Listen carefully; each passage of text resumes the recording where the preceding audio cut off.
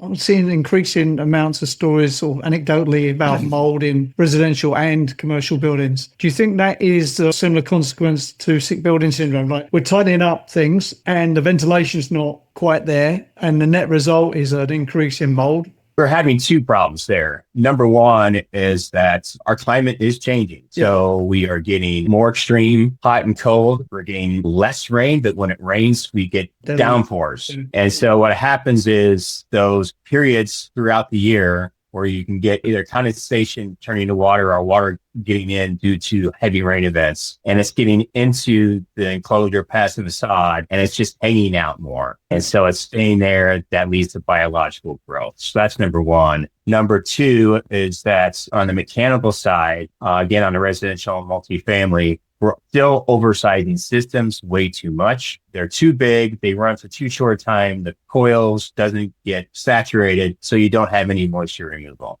Another problem with that is that our energy codes are requiring more efficient energy equipment, which is measured by what's called a SEER rating or our EER rating. As they get higher, often that equipment has a higher sensible heat ratio. So that means the amount of moisture that gets removed from the air gets less.